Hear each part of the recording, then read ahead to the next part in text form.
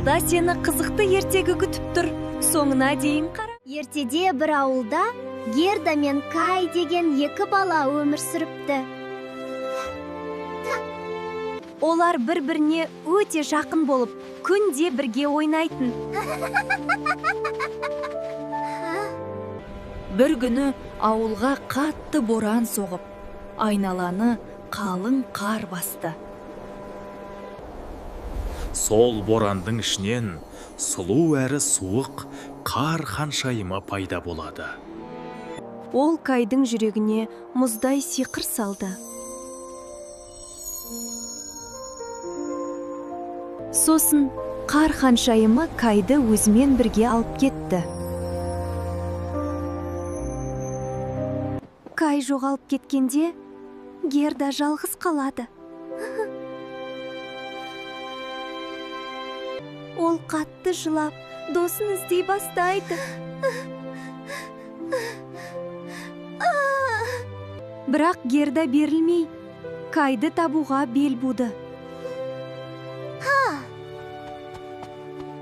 Ол ұзақ әрі қиын жолға шықты.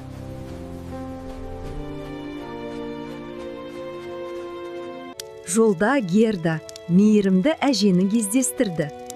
Рахмет сізге, әже. Әже, мен досымды таба алам ба? Ақ жүрегің сені дұрыс жолға апарат, қызым. Жолың қиын болады, бірақ қорықпа. Герда әженің сөзін жүрегіне сақтап, жолын жалғастырды. Герда суыққа қарамай, алға қарай батыл жүре берді. Осы кезде Гердаға мейірімді бұғы жолығады. Бұғы Герданы солтүстікке қарай алып жүрді.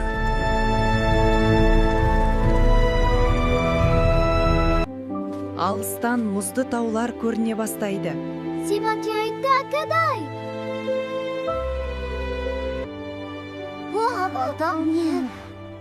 Осы жерде қарлы сиқыршының мұз сарайы тұр еді. Герда бұғыға алғысын айтып, жалғыз өзі алға беттеді. Мұз сарайының ішінде Кай жалғыз отыр еді. Бірақ оның жүрегі әлі де мұзда еді. Кай, мен сені іздеп келдім. Герданың даусы жүрекке жетті. Герданың көз жасы Кайдың жүрегіндегі мұзды ерітті. Осылайша мұзды сиқыр толықтай жойылды. Герда, сен келдің, Екеуі қайта қол ұстасып, үйге қарай жүгірді. Мейірім мен достық бәрін жеңді.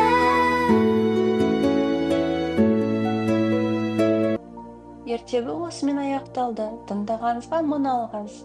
Осы және басқа ертегілерді ертегілер KZ сайтында таба аласыздар.